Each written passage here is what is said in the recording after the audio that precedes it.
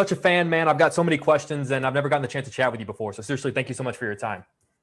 Thank you, Jake, man. Or Jack, nice to meet you, man. Jake, it's Jake? Jake, yep, Jake, you got it.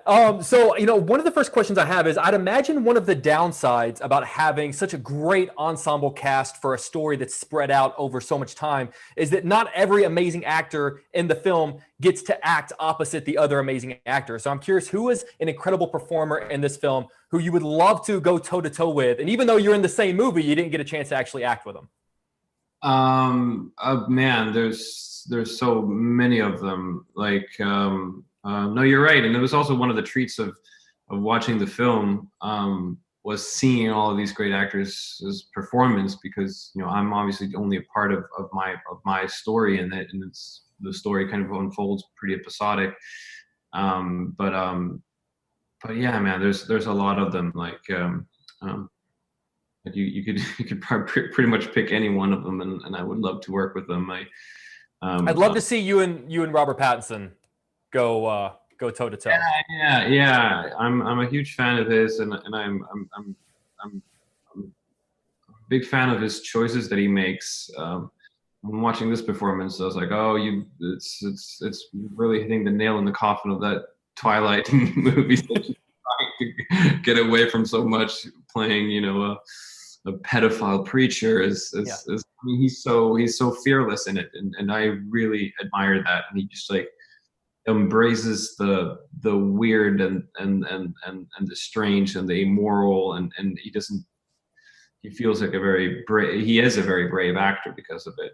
And yeah, I would love to work with him, of course. For sure. One of the things I love about the movie is the voiceover narration, because it gives us such context and a different perspective. A lot of the moments that we're seeing. What is a moment from your life that you would love to hear how someone else narrated it or gave the voiceover perspective of it? I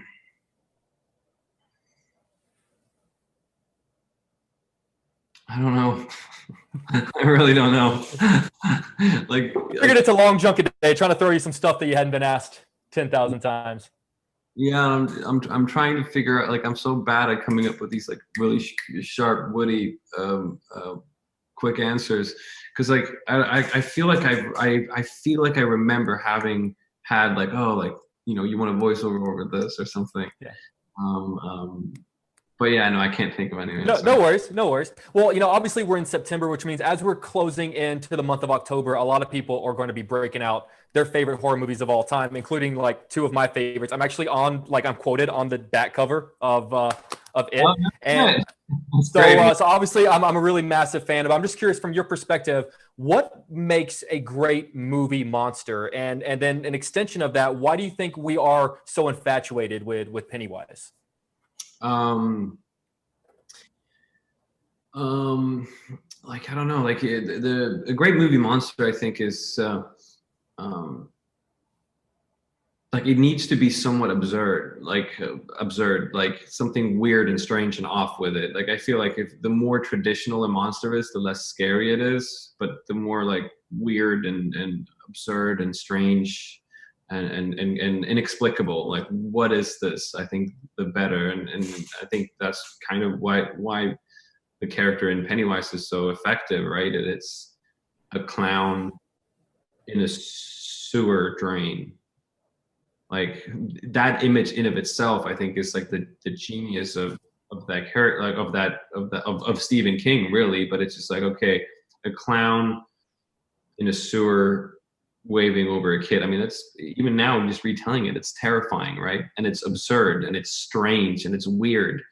So when all of those things, I think, when it feels inexplicable and like, wait, what is this and why is it doing this? I think that's kind of the key to a good monster in a movie. Yeah.